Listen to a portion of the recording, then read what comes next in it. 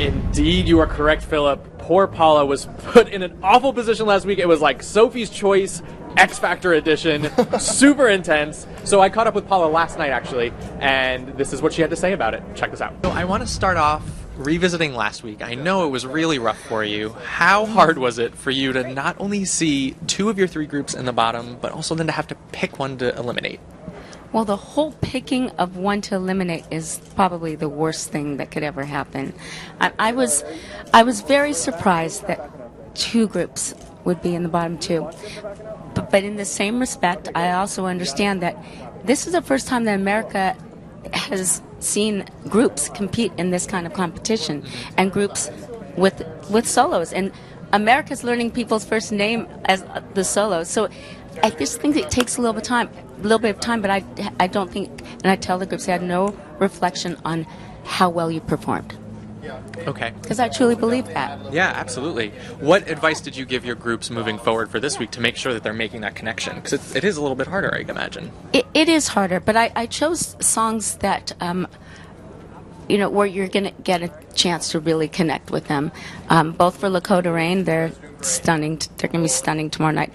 And the Stereo Hogs, last week it was a big opening number with Rhythm Nation, but now I've scaled it back, and they're really showing their personalities. All right. Simon has been very congratulatory towards all the work that you've been doing, which is, as a viewer, I'm kind of like, I always remember those 2 fighting all the time. Was it weird to get wonderful comments from him about the work you're doing with the groups? He is complimenting me, which is a little off-putting and strange, but I can get used to it. Do you think he's setting you up for some big Of reveal, or course. he's gonna just cut you down? I keep looking at the sky; it's gonna fall any minute. So, talking about all the work you're putting in, I literally see you all over the place backstage at X Factor. Even when the cameras aren't around, you are working with your groups. I work extremely hard with the groups.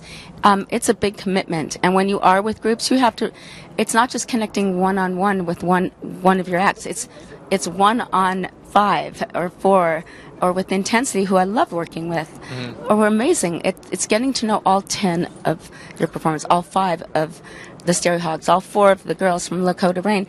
It is a big commitment because you have to get them to a place where they are really gelling well together, and that they understand the strongest performer is just as good as the weakest one. So they have to pull together to be really consistent. And I'm having a blast. I started my whole career, mentoring and choreographing big groups, and this is right up my alley. Yeah, is it a thrill to return to those days?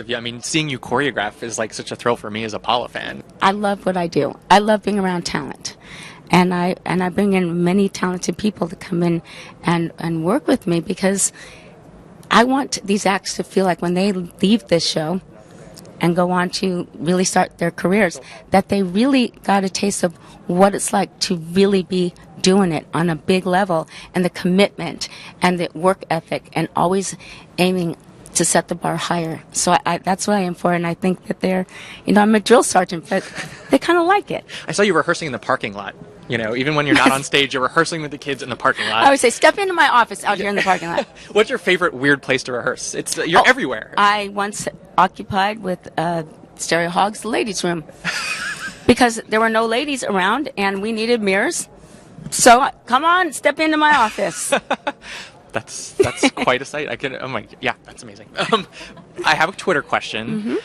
One of your fans loves your shoes and wants to know who your favorite shoe designer is. Well, I have to at least give a shout out to one of my favorite designers.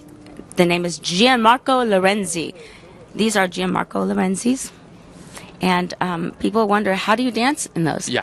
I say I came out of my mom's stomach in 5-inch heels, and I can dance backwards and run backwards. All right, real quick, I know you have to run. I have to ask you, I really want to meet your dogs. When will I get to see them? And I saw one run by one day, and they have pink toenails. Who paints their nails? And when do I get to hang out with Bessie Moo and Tulip and the whole gang? They are crew dogs. They know CBS like the back of their paw. And Manicured paw? It's a paw to cure. Yes. They would love to meet you. They would be all over that purple sweater. Oh my God. But if we you have can't, to make it happen, please. this purple is stunning. Oh my, thank you, Paul. And I would love to have Bessie Moo and Thumbelina and Tulip and Tink all wearing the same color. All right, we'll make it Maybe happen. we'll paint their nails the same. All right, thank you so much, Thank Paula. you. Mwah. Silly.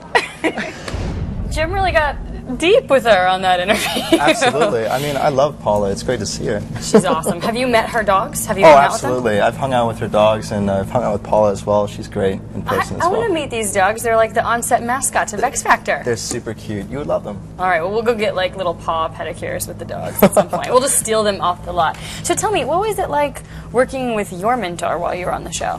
You know, Paula spends a lot of time with her contestants, for sure, and I got to spend some time with LA, but I really think that when I was working with him, we didn't know exactly how to connect, and I think that LA didn't really know what to do with me and my style, but it was great working with him. It's just that I wish that we had perhaps connected better within genres, yeah. Yeah, that's really interesting. That's very cool, though, that you get to work with someone like that, who really is this musical, Absolutely. prodigy. I mean, it's a blessing to work with such an amazing, person within the industry, and I'm very thankful for working with him. All right. Well, you have to imagine that the Stereo Hogs and Lakota Rain will be bringing their A games tonight, especially after what happened last Thursday. For sure. We caught up with both groups a little earlier during rehearsals and asked them when they first discovered their musical talents. Check it out.